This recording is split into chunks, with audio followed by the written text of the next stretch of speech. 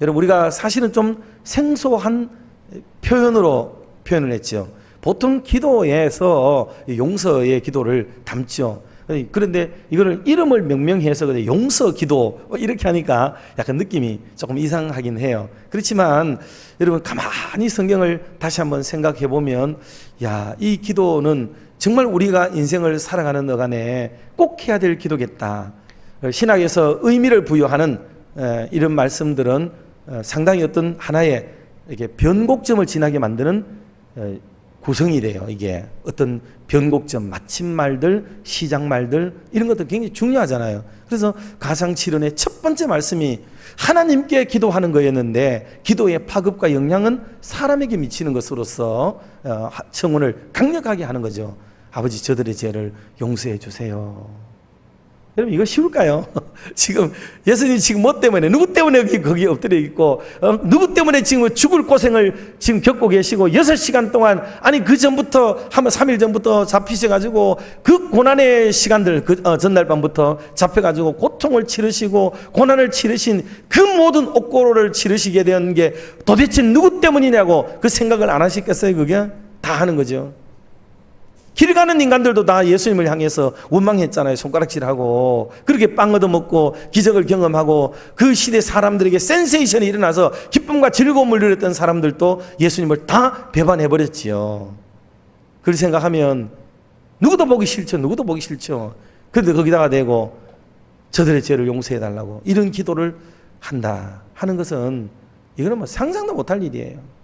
오늘 우리는 그래도 예수님 닮아가는 우리들이 조금 흉내는 좀 내야 되지 않을까요? 좀 뭔가 가장 중요한 핵심적인 것들은 하나도 실천하지 않으면서 하나님 앞에 간절히 막 복을 달라고 기도하는 것은 생떼를 쓰고 이렇게 한다 하는 것은 너무 이율배반적이고 앞뒤가 맞지 않는 미신적 행위가 아닐 수가 없는 거죠.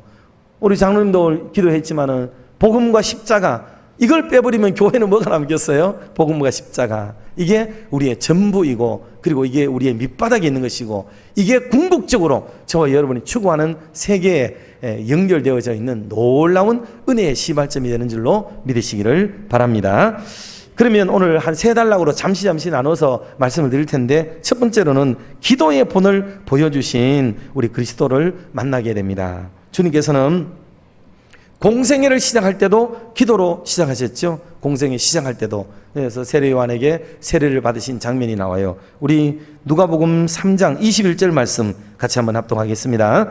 백성이 다 세례를 받을새 예수도 세례를 받으시고 기도하실 때에 하늘이 열리며. 아멘. 그러니 이 기도를 하는데 하늘이 열릴 정도로 참 놀라운 일이 벌어지게 되죠. 정말 여러분들 놀랍지 않습니까? 여러분들은 용서기도 해보셨어요?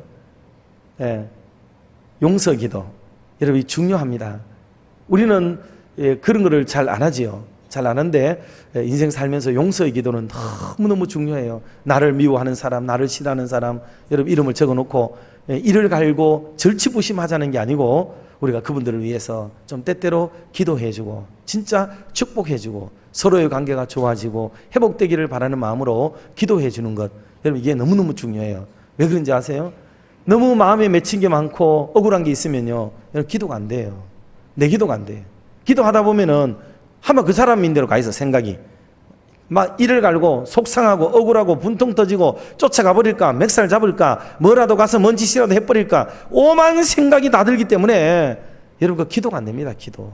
여러분 용서에 넉넉한 마음으로 다가가시고, 그게 일순간에 되지 않으니까 계속 공책에 적어놓고 우리가 우리를 위해서, 우리 자녀를 위해서, 좋은 걸 위해서 기도도 하지만은 이런 분들을 위해서 진심으로 한번 기도해서 그 좋지 못한 늪에서부터 좀 건짐을 받는 은혜가 있기를 주님의 이름으로 축복합니다. 두 번째로는요, 공생의 마지막에도 주님은 기도하셨지요.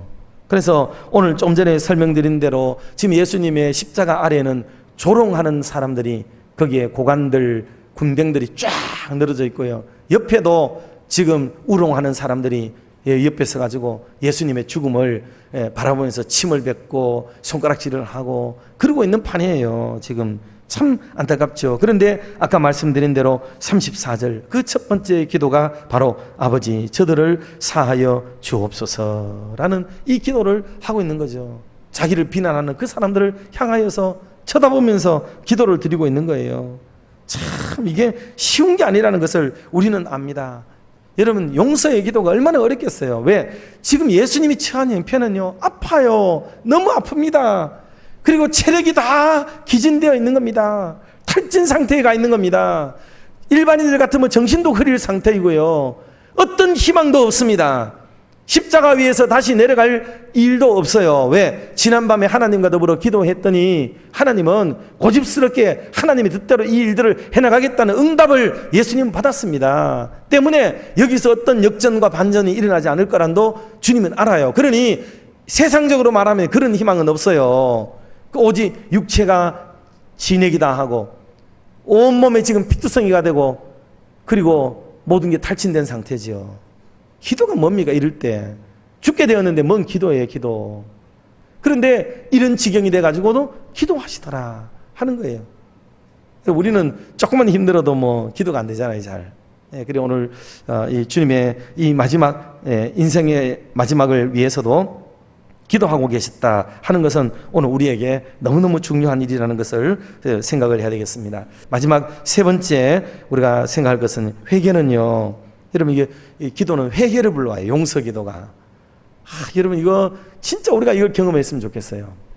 내가 어느 누구를 위해서 기도를 이렇게 한다 하는 것은 그거는 회개의 순간들과 화해의 순간들을 앞당기는 그게 될 수가 있거든요. 너무너무 중요해요. 예수님도 기도해야 될 사람이 많았습니다. 왜냐하면 가까운 제자를 위해서도 기도해야 되죠. 그리고 아까 말씀드렸듯이 주님 자신이 처한 형편을 보더라도 당신을 위해서도 기도해야 하셔야 되는데도 불구하고 이웃을 위해서 기도하죠. 그리고 또 지금 원수 같은 인간들이 너무 많았잖아요, 주변에. 거의 멀리 갈릴리에서부터 주님을 따라온 이런 몇몇 여성도들 제외한 모든 인간들은 다 돌아섰다고 보면 돼요. 다 돌아섰습니다. 그런 입장 속에서 모두가 원수요, 원수처럼 행동하는 이런 사람들의 한복판에서 그들을 위해서 기도하시는 모습, 그것은 그 십자가의 회개를 촉구하는, 용서를 촉구하는 기도가 직방으로 한 강도에게 먼저 임했죠. 그게 누가복음 23장 42절에 기록되어진 한편 강도가 마음을 돌이키게 됩니다. 그 즉석에 돌이키고 주여 주의 나라에 임할 때에 나를 기억해 주소서라고 기도하는 모습을 보입니다. 그리고 지금 로마 군대 백부장이 그 밑에서 창으로 찌르고 그동안에 얼마나 고통스럽게 예수님에 대해서 가형을 했던 사람인데 그 책임자가 나중에 돌아서게 되죠. 47절에 보면은 백부장이 하나님께 영광을 돌리면서 이 사람은 진짜 의인이었다.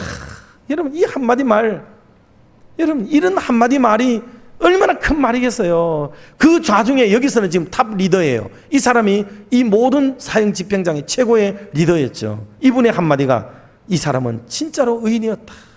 이 한마디 말이 이 모든 걸 돌이키게 되죠.